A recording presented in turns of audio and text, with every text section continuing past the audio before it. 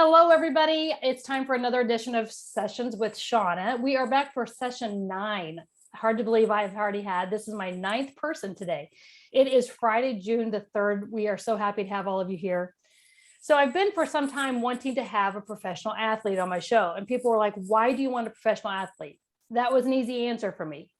Athletes understand discipline and mindset, maybe a little bit of imposter syndrome, hard work. They understand these things.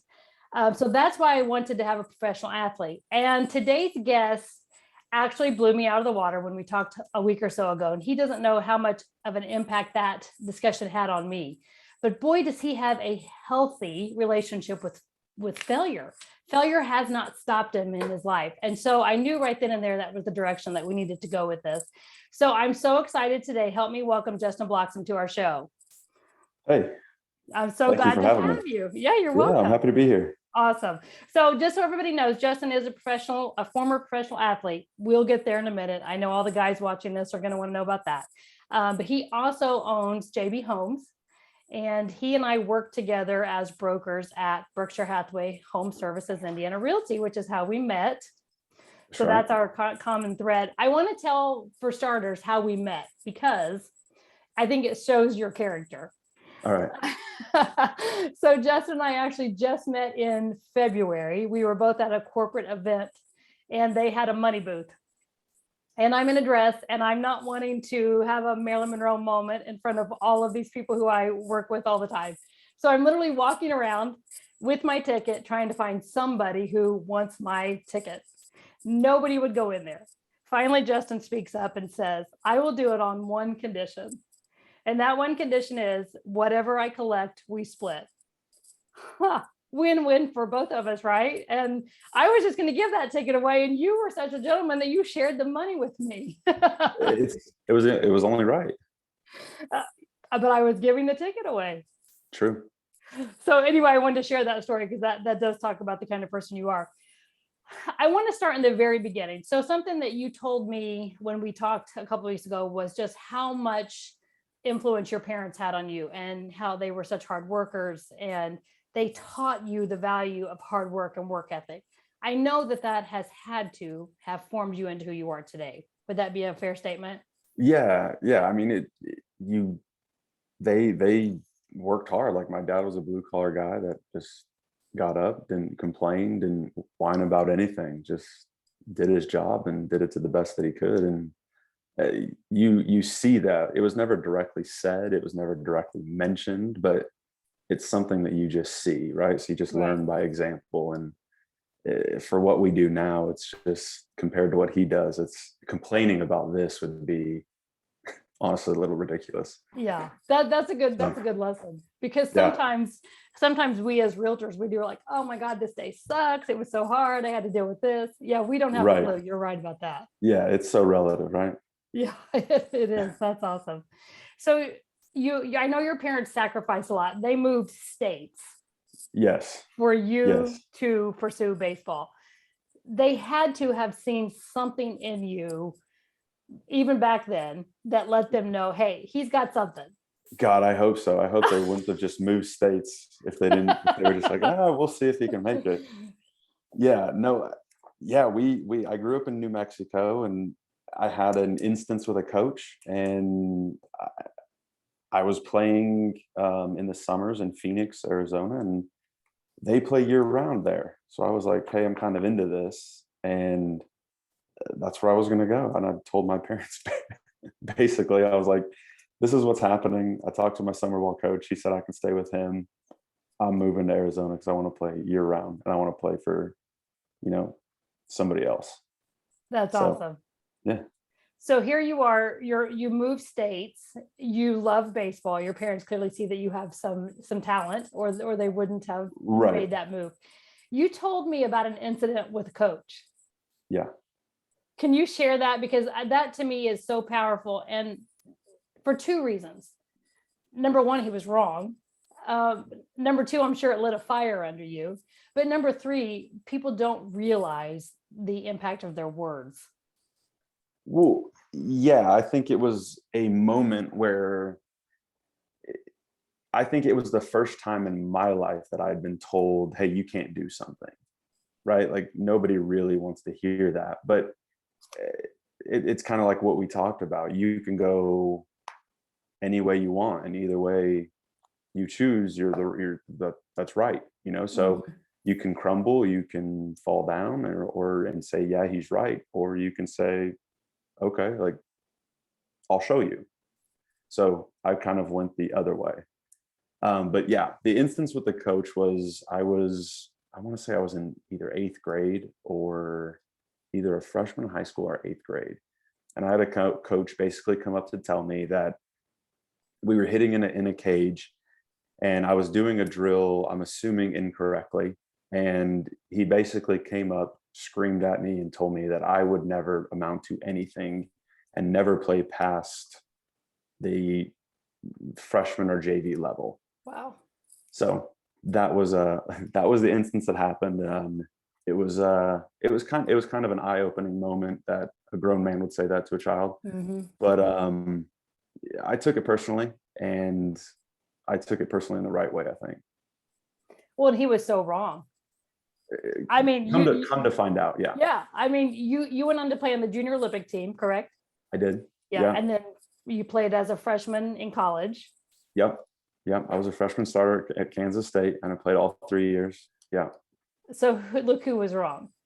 yeah, yeah. You know, But I was thinking about this story the other day after we talked about it. I kept likening this to Michael Jordan got kicked off the high school basketball team. yeah, he was cut. Yeah, I'm that's like, right. it's just crazy.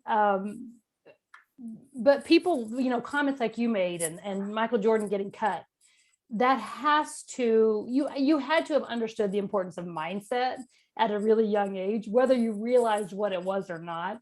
Well, You I don't know, think you do. I think you become more cognizant of those mindsets as you get older. I think you become more cognizant of what people say and kind of take it more personally as you get older. I think as a kid, you don't really know better. And I can't speak for Michael Jordan, but you don't really know better. Like it's just kind of like, okay, well, we'll see. You know, like it's just you have that blind hope for yourself. And right? I think as you get older, like the world beats you down a little bit. You're told no more and more. You fail more and more. And I think at that point, like you kind of lose some of that just blind hope for yourself. And you try to take and you start to take things a little bit more personally and a little bit more harsh, probably on yourself. Yeah, you're probably right So, with that. so you kind of lose that that drive that you once had as a kid versus climbing into new experiences kind of like a kid and just all right, let's see what happens.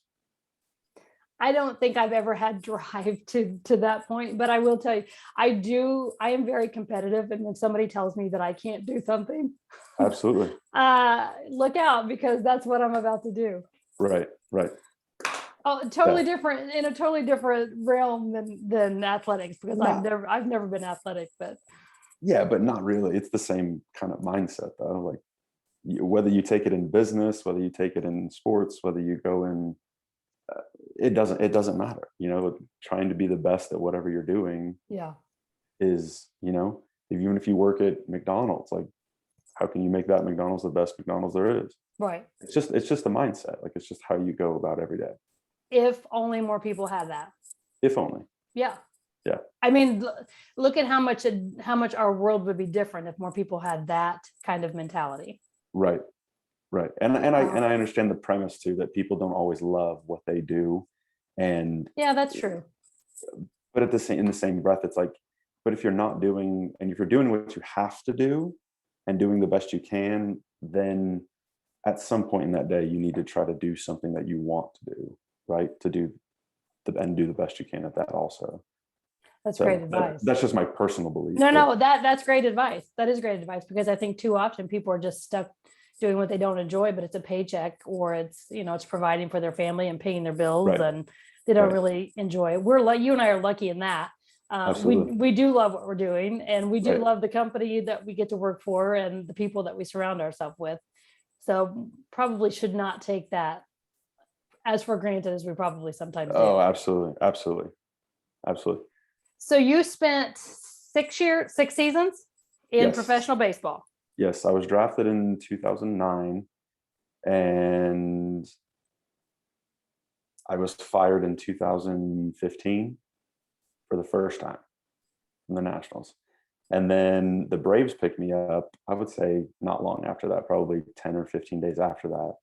Maybe not even 15, probably 10 days after that. And I played, I think I got like 100 at bats with them, and they called the prospect up, and I was told to pack my bags and get my stuff out of my locker because they had a good player coming up. Not necessarily that was words, but Right. that's basically what the happened. message. Yeah, that's basically what happened. So So talk to me about in that position. Where do you go mentally when you get that news? I took the first one a lot harder because to me, that was a team that I came up with. That was a team that like I wanted to, make it all the way with. I had kind of envisioned myself in that uniform and doing, that whole thing for that team. And I felt like I just worked so hard, for them. And I don't really know where it went south. It could have been, my body just kind of, given out. It could have been my mentality. It could have been a mixture of both. But the first time was really hard because that was the first time of me getting released, and but the second one wasn't bad. The second one was just kind of like, I appreciated the opportunity, right? The even the 100 at bats that they gave me, not that that was a huge deal, but just I feel like I came from that one more of a place of gratitude, and the first one was more of a place of like extreme failure. So, Wow. and it was such like the time differences was so weird. Yeah. Like it was so close together, but that was the swing in attitude, I think. I love that. It's Yeah, amazing it's how in such a weird. short window we can go from those two feelings, Yeah, from failure to yeah. gratitude. Now I still overall felt like I failed because like we talked in our pre thing, like when I tell my mother, like, yeah, I failed, and she just absolutely not. Um, but yeah, I mean, you after I was released from the Braves, it was yeah, there was a little period in there where I kind of went dark. Didn't really know what to do with my life, and I think that's why Right. that scary feeling Felt of I'm kind an of adult lost. and I don't really Yeah. have any other skills. Yeah. So but yeah, that was kind of the mentality for me. Wow. That would be Yeah, scary. Now what do I do? I have to reinvent myself for something new. That would be very scary. right. I have to teach myself all new skills here. Yeah, because hitting a Wow. fastball just doesn't translate to the work environment. Right. Yeah, it Well, doesn't fit well on a resume. well, I mean, I think it's pretty impressive what you came through, and I love the lessons that you learned. I Yeah, mean that the lessons that you learned, and I mean, I think the people that you can help along the way, just with mindset and the whole failure thing. You said something to me on that first phone call, two different things that I wrote down right, that I have kept with me since we talked. You said, for one thing, you said was people fail the majority of the time, but they cannot let that stop them. I love that. And of then you course. said micro wins. We have to celebrate more of our micro wins. And I wrote that down, and I've been thinking about that for a couple of weeks now since we talked, because I think I haven't always had a healthy relationship with failure. I think Sure. I've always been one where failure would just send me to the ground. I mean, it just would bury me because I saw that as such a bad thing. And I don't necessarily think it was always the fear of failure. I think it was the fear of the judgment from other Yeah, people of the yeah, failure. That's something that I'm realizing. But I've been really trying to, in my morning gratitude practice, think about those micro wins. yeah. And we have them every day. You do. Yeah, we all do. It's just a matter of not taking them for granted, I think. Yeah. No, And they totally. are hard. And I like I do my morning gratitudes as well. And that was something that we learned through our conference with Berkshire. But that you look for them, that causes you, I think, to look for the micro wins Agreed. and not take them for granted, because then you can write them down the next day. Hmm. But yeah, I mean, failure happens more than it doesn't. Right. You're going to fail way more than you're going to be successful at random things, and especially big things, but Hmm. you kind of just use them as stepping stones, in my opinion. And learning experiences. I know that's one thing that John Maxwell says so much, is there in anything you do, that your growth and your learning, and if you're leading, whatever you're doing, you're going to fail. As long as you're failing forward, and that failure, as everybody wants to classify it, teaches you a lesson, then it really wasn't a failure, because Right. you've learned something, you've gotten better, you've helped Yeah. somebody else be better. It's just totally shifting the negativity away from that the word failure, and making it more in a positive light. And so it's just like, as long as you're failing forward, Right. then it's all I mean, good. why would you consider the word failure negative? Well, I Is think it from like school? no, Like I it had think to have it's started there, right? A little bit. no, because I didn't really fail in school. I don't feel Okay. like I felt in school. For me, I think it was as I got older, and some relationships that I was in, that kind of did that to me. So What about breaking it down even further, though, into like, what does an F stand for in school, right? Like, even though you never got one, you knew what that stood for, failure, right? Like, that was for you're failure, failing. Yeah. right? You failed this. Yeah. And I think that became like a negative motion. Now, how we handle it, yeah, I think you're absolutely correct. Of those come from sources in our life and other, you know, things that happen. Past situations. Yeah. Right. But I think just the term of failing has so much weight, Hmm. versus just, yeah, I failed. Yeah, I didn't do it. I messed up. Right. Right. Well, are you done doing it? No, I'm not done. No, I'm gonna keep going. Yeah. But So nobody ever says that. Nobody no, ever owns up to it. right. Like, there is a sense of ownership to just being like, yeah, no, I failed. Yeah. I'm to a I thought you place were gonna now where start. I can do that. Right. And I'll be the Yeah. first one to tell you, yeah, I failed. Mhm. But it didn't get me down. I See, didn't that's great. react the way the old Shauna would have reacted. Right. How would have the old Sean have reacted? Oh, I would have eaten myself into a coma. I would have probably been in the corner crying in a ball, locked myself in the house, not wanting to see anybody. My biggest thing was not wanting people. So that's why I think mine was a fear more of the judgment of people, Sure. more so than the failure that I put on myself, because people put some of the failures on me that I experienced as failures, Yeah. so I had to completely rewire my brain and be like, you know what, maybe I failed at that thing, but I'm not a failure. Right. And watch me get back up, because I feel like I've done that so many times in my life. I've gotten back up. Sure. So people can judge all day long, but one thing they can never say is she never stays down. Right. So I mean, I think that's the biggest thing. Yeah. I mean, do you think people judge failure? Some people, but do those people matter? No, they Right. just, for some reason, we put that on. We put too much stock in what they say or do. I agree. Some people definitely do. And I definitely think we put too much stock into it. I just think that the amount of people that we consider don't. Like, I agree with you. I There's think a not as many larger people. percent. Yes. So people are so worried about their own failures and their Yes. own Yes. lives and doing well in their own lives, that I don't think people really have time to They don't. Not sit like there we and think they judge do. you, It's Yeah, like we not like we learned in think they do. Ninja. The fear is, it's based on people's opinion of you. Right. Right. Right.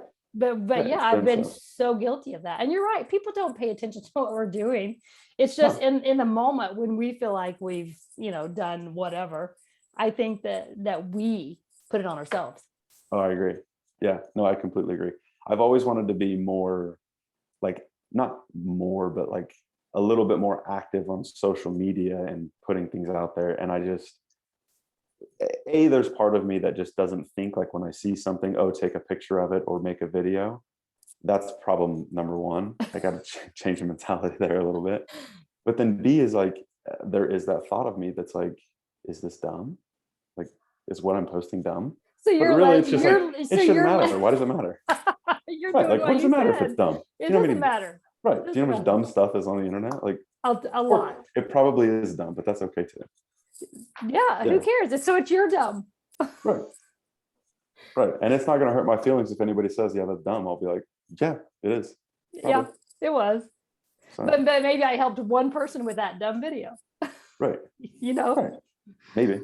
that's Or I hope funny. not. That's a Either way. good thought. But yeah, That's a good thought. the social media thing for me is We're gonna yeah, work on that. I'm gonna coach you through that. yeah. Yeah. That's gonna be my gift back to you for coming on here today. All right. Sounds good. I'll look forward to it. So at some point, you got cut. You realized, okay, I'm done with baseball. Yeah. Now what? Now what had to happen? Yeah. Now what had to happen was I needed to find a job. I had a solid resume put together for Dick's Sporting Goods. I think I could have manned down their baseball department a little bit. But there was still part of me that was like, okay, like I think I can do something else. And then I had a family friend at the time tell us, kind of just bring up scouting. You know, I'd never even thought about it. I didn't know how it worked. I didn't know anything about it. So, I mean, I knew of scouts because obviously I was scouted in college before I was drafted, and I talked to them and I had an idea, but I didn't really know like what went into it, what their schedule was, everything like that. So I called our assistant GM for the Nationals, and I was like, "Hey, talk to me about scouting." So I got on a call with our scouting director. They sponsored me and put me in scouting school in Arizona. So I spent 3 weeks, and in scouting school, which yes, it's a real thing. Um, and I basically learned how to look at baseball a completely different way, from a completely different perspective, from like playing it, and just how I watched is completely different now. So, I mean, it really is a learned habit doing it that way. So, but that was my mentality was, oh shit, what do I do now? Yeah. Yeah. So then scouting took you to COVID. Yes. Which yes. I remember Scouting I said took to me you, COVID. how did you get to Indiana? I remember asking you that. And Yeah. So scouting. right. Yep. So scouting, I expanded my territory. I covered a ton of the Midwest. I was doing 150 or so days in a Marriott. There's a Marriott plug. They and then they furloughed us, like a lot of businesses do. They furloughed a percentage of our salary. But the problem was they took us off the road, and we made, as a scout, you drive a lot of miles, but you know, you kind of get reimbursed for those miles. And I think I started looking for other things to do while I was just kind of, you know, sitting at home. So I think that was what scouting is what brought me to Indiana, but that's the venture that brought me into real estate. Nice. Yeah. So you got your license in what year? 2019, I think. Yeah, So the last couple have been a before blur. COVID. Okay. Well, yeah. Yeah. Yeah, for No, sure. no, Because maybe COVID was 2020. Yeah, 2020? 2020. Yeah. 2020, Okay. I got my license. Yeah. Right in the So middle of COVID. right in the middle of it. Yeah. I So know. tell me this, how do you think the years in baseball and the scouting and all of the things you've been through, how do you then transfer that into real estate? Because now you are the CEO of your own company, you're an entrepreneur.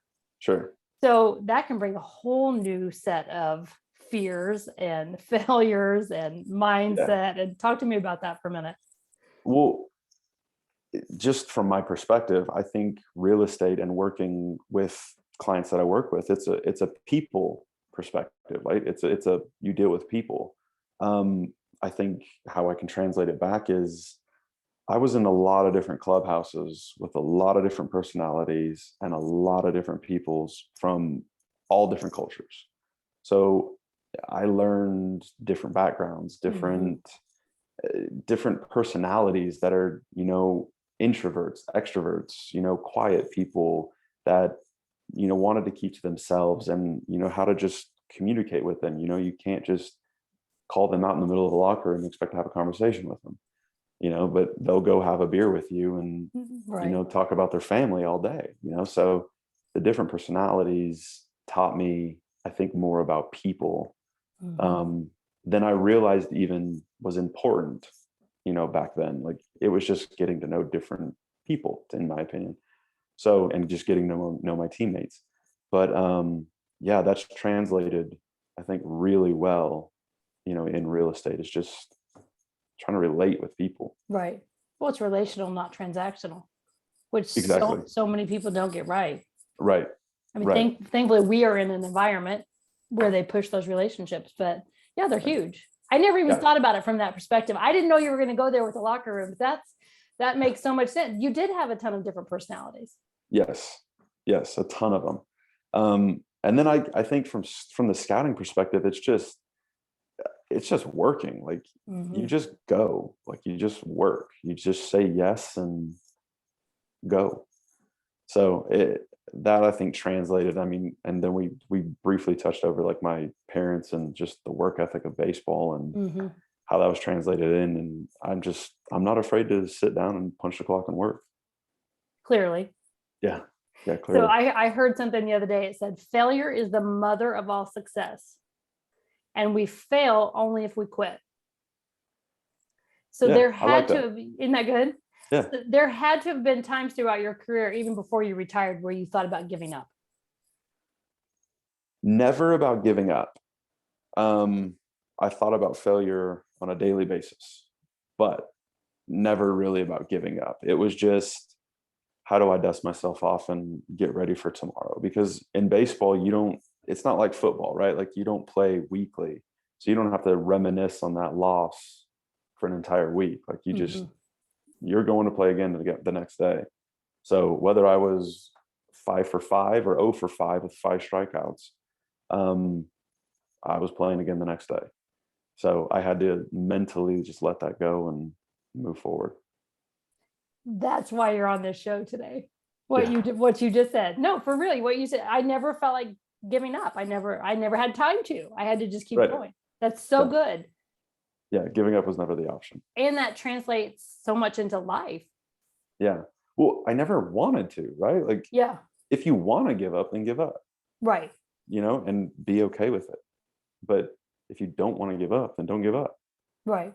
So that, to me, it was never an option because I didn't want to. Like, I wanted to play and I wanted to be there and I wanted to try and I wanted to put in the work. So yeah, giving up was never even on the table. I love that. So Robin Roberts, you know who she is. Yes. She, I love this quote I found from her the other day. Don't allow fear to prevent you from walking into your destiny. I like that too. Isn't that good?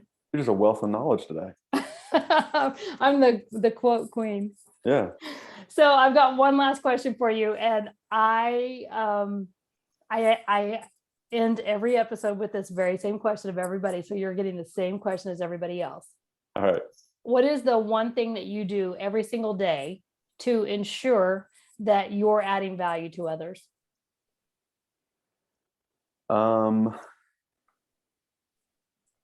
Honestly, I don't really know. I honestly don't know. I feel like I try to do the normal courteous things, throughout the day, but I don't know if that necessarily adds value to them. I would hope people that know me and are around me would know that I try to be present for them. But I feel like I'm grasping for straws here. Maybe I need to. What were some of the other better answers? Like, I don't know if I know. No, there is no better answer. I think your gratitude practice is huge. I do. Yeah, I do. I'm a big fan of that. Right. And I think working on yourself to be better is adding value, especially to your wife and your kids and those who are around you on a daily basis. Because if your mindset's in the right place, you're going to, as a spouse, if my husband if his mindset is in a good place in a particular day, the whole house runs a little smoother, right? And same with me. So I think one of the things that we can do for our families that we're with all the time is be better every day. Sure. Work hard, get our mindset right, be grateful, because there are so many ungrateful people out there, which translates into unkindness and Yes. mistreating people, because people walk around mad and angry all the time. Yes. So you're And doing you're more than you think. You should ask your wife this question. well, yeah, I should ask you that question. Yeah. Um, I really did, like, when I first started real estate and I kind of let go of scouting, it was, I didn't come from a place of gratitude. I was kind of going through that period of, what do I do if all of this goes south? What do you do? Like, what do I need to find a backup? Like, do I need to dust off my resume and shoot it over to Dick's Sporting Goods? Like, are they still hiring? So I really didn't come from a place of gratitude of just one day at a time and do the best you can that day. But yeah, doing those gratitudes in the morning, man, if you don't do them, they everybody really should, because Oh, they truly do help. I've been practicing gratitude in my morning routine since 2019. Really. Since Oh, so 2019. yes, you're So, doing better than me. but I know, well, that's a whole nother subject for another day. 2019 was a transformational year for me, where I kind of started into this whole growth journey. Sure. But I didn't know to do those things. I mean, nobody I knew did practice gratitude. I come from a family of faith, so my family prayed and believed and stuff like Yep. that. But nobody really taught me how to practice gratitude. My people around me that I knew of didn't do it. Now I Right. think they do, and I think more people are, but it wasn't something that you talked about. Right. But it's been life changing for me, and I think the days that I start with my morning routine and my gratitude, and I leave this house, I'm not as mad in traffic. I'm not as mad when I get to the office if something happens. I can control my temper. I can be more sympathetic and more empathetic Yeah. and just be kinder, Yeah. because I've started my day focusing on those amazing things I have to be so grateful for versus all of the things that are wrong. Right. And it's what you focus on expands. So am I focusing on that positivity or that negativity? And it's yeah, more people should start their days this way, no question. Now, are you put your phone away before you do them? Like, don't look at your phone or anything, or The only emails thing or I do anything on before my you do it? phone is I do a devotional through an app, Okay. but I don't get on email or social media. Okay. So Yeah, I I don't get either. up while I'm drinking my coffee, I read the devotional, and then I come in my office and I read and do my gratitude and write my affirmations. And I don't do anything else until then. I don't respond to text. I don't read Yeah. email. I don't get on social media. Then once that's all done, because it's like, one little thing you see could trip you up, Right. and then you don't Yeah. do it.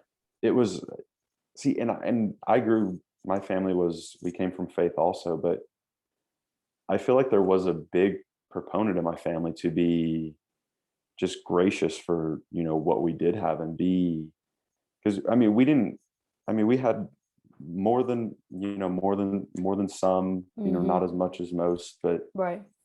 we came from a place where I remember my mom being like, do we need to go to, we need to go serve at a soup kitchen, because you're feeling a little bit of a, you need to kind of remember what's important. You need to, remember that you do have a lot, you have more than a lot of people. So you need to be appreciative and come from that mindset. And Right.